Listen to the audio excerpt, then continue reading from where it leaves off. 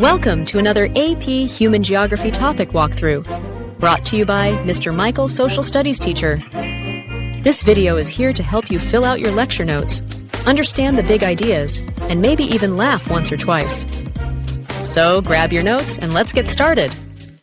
Ever wondered how belief systems spread faster than a viral dance challenge? This is where we dive into the diffusion of religion. We're talking about how major religions like Christianity, Islam, Buddhism, and Hinduism didn't just stay put. They moved, morphed, and multiplied. Whether through conquest, trade, colonization, or straight-up missionary hustle, these belief systems shaped cultures, borders, and even brunch traditions. Yes, even brunch. From sacred rivers to holy wars, ancient prophets to modern pilgrimages, this one's got it all. But before we start mapping out how religions went global, let's lock in what you actually need to know from this lesson. Alright squad, here's the game plan for this topic. We're diving into how religions don't just exist, they move. You're gonna learn the difference between universalizing religions, which are like the influencers of the belief world trying to go global, and ethnic religions, which are more like the private account, close friends only types. Christianity, Islam, Buddhism, and Sikhism, they spread far and wide using every type of diffusion in the AP Human Geo playbook. Contagious, hierarchical, relocation, you name it. But Hinduism and Judaism, they're keeping it local, sticking close to their hearths unless history forces them to move. By the end of this lesson, you'll be able to flex on exactly how and why these religions spread, and what kind of cultural footprint they leave behind. Now let's flip the script and look at this from a geographer's point of view. Where religion starts, how it moves, and what kind of cultural footprints it leaves behind. To understand religion like a geographer, you have to look at how it moves and how it marks the land. Every religion starts somewhere. That's called the hearth. From there, it spreads through diffusion and ends up distributed across the globe. This movement is what geographers track when they study the spatial patterns of religion. But religion doesn't just stay in people's minds, it shows up in the real world. You can see it in the architecture of temples, churches, and mosques, in symbols carved into stone, in pilgrimages to holy sites, and even the way people bury their dead. Those symbols on screen, they're more than just religious logos. They represent belief systems that have traveled across continents and shaped cultures for thousands of years. Up next, we'll see which religions dominate the global map, and how many people follow each one today. The global religion scene is basically dominated by 5 major players, and together they represent around 77% of the world's population. Christianity leads the pack with over 2.4 billion followers. That's nearly 1 in every 3 people on Earth. It's the most widespread religion, practiced on every continent. And no, Antarctica doesn't count unless penguins convert it. Islam comes in next with 1.9 billion followers and is growing faster than any other religion. Its rapid expansion is powered by both birth rates and conversion, especially across sub-Saharan Africa and parts of Southeast Asia. Hinduism clocks in with about 1 billion followers, mostly concentrated in India and Nepal. It's an ethnic religion, which means it sticks close to home and doesn't actively seek new followers. Think of it as the hometown legend of world religions. The unaffiliated category includes people with no religious identity, from hardcore atheists to the manifesting my destiny crowd. At 1.2 billion strong, it's a major demographic, especially in East Asia and Western countries. Buddhism has around 500 million followers. It originated in South Asia, but spread mostly eastward. Even in places where it's not the dominant religion, its cultural influence is massive, kind of like anime in the West. The pie chart shows how these groups compare, and spoiler alert, Christianity is still holding the biggest slice. But Islam's growth rate is giving serious next-gen expansion energy. Next up is where things get spicy, tracking how religions spread across the map. Time to unpack diffusion and figure out how beliefs go global. Religions don't all move the same way. Some are built to spread, others are more rooted. Universalizing religions are all about expansion. They're designed to reach everyone, no matter where they live or what culture they come from. They use both expansion and relocation diffusion, which means they spread through direct contact, media, migration, and missionary work. Basically, they go global on purpose. Christianity, Islam, Buddhism, and Sikhism fall into this category. These belief systems actively seek new followers and aren't locked into any one cultural group or location. On the flip side, ethnic religions are more location-bound. They tend to stay close to their hearth and spread mainly through relocation, usually when people migrate and take their beliefs with them. There's no campaign to convert others. Hinduism and Judaism are key examples. They're deeply tied to a specific culture and place, and they don't recruit. Shintoism and many traditional or indigenous religions also fall under this category. So while one type is broadcasting beliefs on a global scale, the other is keeping it local, tied to ancestry, identity, and regional culture. Coming up next, how these religions actually spread across the map, from person to person, empire to empire, and sometimes continent to continent. Christianity started small, like garage band small. Its hearth was in the West Bank, modern-day Israel. From there, it spread fast thanks to a tight-knit squad of early followers traveling across the Mediterranean region. Think of it as the OG viral trend, long before TikTok. This is contagious diffusion in action, person to person, local interaction, word-of-mouth vibes. These disciples shared the teachings of Jesus with anyone who would listen. That personal face-to-face spread was how Christianity moved from a local movement to an empire-level religion. Today, missionaries still carry that legacy. They travel globally with the same mission: share the gospel and gain new adherents. Whether it's door-to-door, in schools, or on social media, the method might change, but the core goal is the same. This type of diffusion helped Christianity become the world's most widespread religion, visible from Sao Paulo to Seoul and everywhere in between. But not all diffusion was so chill. Christianity didn't just spread from village to village, it also went top-down, backed by kings, emperors, and armies. That brings up the next stage: hierarchical diffusion. Here's where Christianity gained power, influence, and a seat at the table with the elite. Christianity didn't just go viral through word of mouth, it got a major boost from the top down. This is hierarchical diffusion, where powerful people make moves and the culture follows. One of the biggest W's for Christianity came when Emperor Theodosius made it the official religion of the Roman Empire. That was basically like the Roman Empire saying, "We stand Jesus now." And boom, millions followed suit. Then you've got the Crusades. These were straight-up religious wars where Christian armies tried to take control of the Holy Land from Muslim powers. Besides fighting, it was also about flexing religious dominance and gaining followers. And yeah, not all of it was peaceful. During the Spanish Inquisition, Christians forced conversions through fear, torture, and execution. It was Christianity, but make it terrifying. Hierarchical diffusion showed how religion could spread through power, politics, and pressure. But this wasn't the only way Christianity spread. It also moved with people, literally. So now, it's time to zoom in on relocation diffusion and how colonization helped Christianity pack its bags and go global. Christianity's global glow-up wasn't just from person-to-person convos or royal clout. It also hit the world stage thanks to relocation diffusion, where people physically move and bring their beliefs with them. This got supercharged during the age of imperialism and colonization. European colonizers pulled up to Africa, the Americas, and Southeast Asia with more than ships and guns. They brought missionaries, churches, and serious pressure to convert. It wasn't just about spreading faith, it was about power and control. Rulers in these regions were influenced, or sometimes straight up forced, to adopt Christianity and push it on their people. Colonization wasn't subtle, and neither was the spread of religion during this time.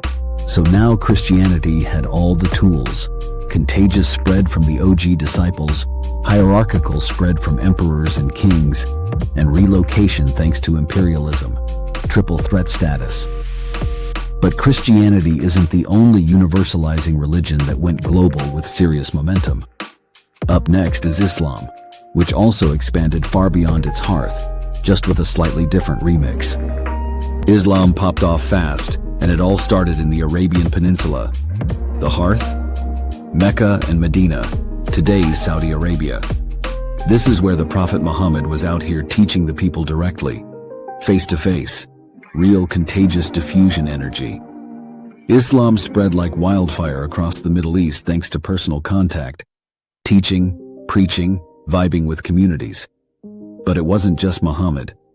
Muslim traders were also on the move, pushing Islam along major trade routes through India and into Southeast Asia. And here's a stat that surprises a lot of people. The country with the biggest Muslim population today isn't Saudi Arabia or Egypt. It's Indonesia. That's the power of contagious diffusion through trade. Merchants weren't just selling spices, they were spreading beliefs. But as Islam grew, it didn't stop with just traders and teachers. Big bosses got involved. Next up is how Islam spread through hierarchical diffusion, when rulers adopted it and leveled up the reach. Islam didn't just spread by word of mouth or good vibes. Muslim empires went full boss mode, expanding their territory across South Asia, North Africa, and into India using military conquest. Think of it like an empire-level collab, rulers taking over cities and then encouraging or requiring conversion. As major cities like Damascus, Baghdad, and Cairo embraced Islam, smaller cities followed, kind of like religious ripple effects. It wasn't just about armies, though. Islamic scholars and intellectuals, basically the influencers of the medieval world, played a major role, using their clout to shape belief systems and bring more people into the faith. This was top-down, power player diffusion at its peak. And now that you've seen how Islam spread through both spiritual teachings and political muscle, it's time to turn east and explore how a totally different strategy took Buddhism global. Buddhism first popped off in northern India and Nepal. That's the hearth, the OG source of this world religion. This is where Siddhartha Gautama, aka the Buddha, began spreading his vibes, teaching about the path to enlightenment, personal suffering, and how to overcome it. This early spread is a textbook case of contagious diffusion, face-to-face, word-of-mouth, TikTok IRL style. Buddha taught people directly, and his followers kept the movement going strong. But it didn't stop there. Missionaries, think the ancient version of influencers, carried Buddhism across South and Southeast Asia. One major player here was Emperor Ashoka. After converting to Buddhism, he went full-on PR campaign mode, sending out missionaries, building stupas, and dropping those rock edicts all over his empire. And then came the traders. Buddhist merchants on the Silk Roads and maritime routes helped bring the religion eastward into China, Korea, and eventually Japan, blending Buddhist ideas with local belief systems, a bit of that stimulus diffusion energy. Now that the contagious wave is on lock, time to zoom in on how powerful rulers helped elevate Buddhism across empires. When Emperor Ashoka took the L at the bloody Battle of Kalinga, he had a total mindset switch. Dude went from conqueror to peaceful promoter of Dharma, aka Buddhist teachings. Once he converted, Ashoka didn't gatekeep the message. He used his imperial clout to put Buddhism on the map, literally. He built stupas, funded monasteries, and sent out monks like they were spiritual influencers, spreading the word across the empire. Edicts carved into stone pillars became the ancient world's version of public posts, broadcasting Buddhist values to cities and villages alike. This was textbook hierarchical diffusion, a top-down drop from the emperor straight to the people. From India, Buddhism branched out across Central Asia, China, and Southeast Asia. Over time, it evolved into branches like Mahayana and Theravada, spreading deep into places like Thailand, Vietnam, and even Japan. Ashoka's political clout gave Buddhism its boost, proving how hierarchical diffusion can fast-track a religion's reach far beyond its origin. Moving from royal endorsement to grassroots movement, the focus now shifts to how Hinduism traveled in a completely different way. Hinduism isn't trying to go global, it just kind of did, on accident. The religion started in India, and it's still mostly practiced there today. It's super tied to the region, especially the Ganges River, which Hindus see as holy. So instead of spreading like wildfire through missions or conquest, Hinduism moved because people moved. During British colonial rule, a lot of Hindus were sent abroad as indentured laborers. That's how you get Hindu communities popping up in places like the Caribbean, South Africa, and the UK. Not because anyone was out there trying to convert people, but because families brought their traditions with them. Even now, Hindu culture stays locked in with its roots. Festivals, temples, even pilgrimages, it all loops back to South Asia. This is relocation diffusion in its purest form. Culture traveling with people, not messaging. The same pattern shows up in the history of Judaism, but with a very different backstory. Judaism's spread isn't about conversion or conquest, it's a story of survival. The religion began in the area that's now Israel and Lebanon, with Abraham seen as the founding prophet. But staying put wasn't an option for long. During the Roman Empire, Jewish communities were forced out of their homeland. That exile kicked off centuries of movement, mostly to South and Eastern Europe.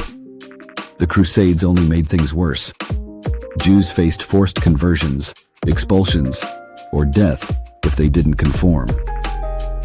Fast forward to 1910, and most of the global Jewish population was centered in Europe. Russia alone held nearly 44%, with Austria and Hungary not far behind. But things changed drastically. By the 19th century, persecution ramped up again, especially in Russia, pushing Jewish families to flee. Then came the Holocaust, a horrifying genocide that wiped out millions and triggered even more forced migrations. After the war, the founding of Israel gave many Jews a place to return to. About 90,000 relocated to what they saw as their ancestral homeland. By 2012, the global center of Judaism had completely shifted, with Israel and the United States now making up over 80% of the world's Jewish population combined. Relocation diffusion in this case wasn't about cultural spread, it was about displacement, identity, and resilience. Judaism spread mainly through relocation, and not always by choice. In the 19th century, Russian Jews faced brutal persecution, getting pushed out of their homes just for existing.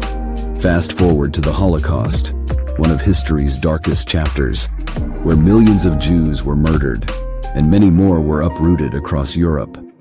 After that trauma, the global Jewish community needed a safe place to land.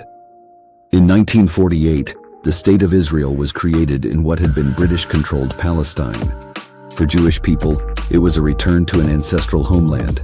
But for the Palestinians already living there, it marked the beginning of massive displacement. Around 700,000 Palestinians were forced to flee or were expelled.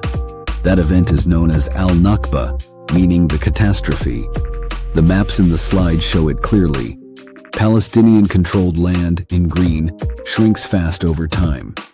From majority control in 1946 to scattered territories by 2012, it's a visual of lives changed and territory lost. Many Palestinians who left, or were driven out, became long-term refugees, living in exile with no return. This moment in history is a prime example of how religion, politics, and power can collide, with relocation shaping not just where people live, but who gets to claim a homeland. Religion isn't just history, it's geography in action. Take a look at how the world's faiths are spread out today. Christianity dominates the Americas and most of Europe. That orange stretch? It's not random. It reflects centuries of colonialism, missionary work, and global migration, especially from Europe outward. Swing over to North Africa and the Middle East. Islam is the major force, showing just how deeply rooted the faith is in its hearth and beyond. Then there's South Asia, where Hinduism still holds strong, especially in India, while Buddhism carved out a solid legacy across East and Southeast Asia, from Sri Lanka to Japan. Some regions like East Asia flip the script. A huge chunk of the population is unaffiliated, not tied to any religion, which speaks to shifting cultural dynamics, especially in places like China and Japan. And in sub-Saharan Africa? Christianity and Islam exist side by side, thanks to both indigenous conversions and outside influence. The darker the shading, the more dominant a religion is in that region. But don't get it twisted. Even in countries with a majority, diversity still runs deep. Borders don't contain belief. Global patterns like migration, war, colonization, and even modern secularism all shape the religious vibes we see today. So how did we get here? Let's break it all down. Okay, brainiacs, pause your scrolls and lock this in.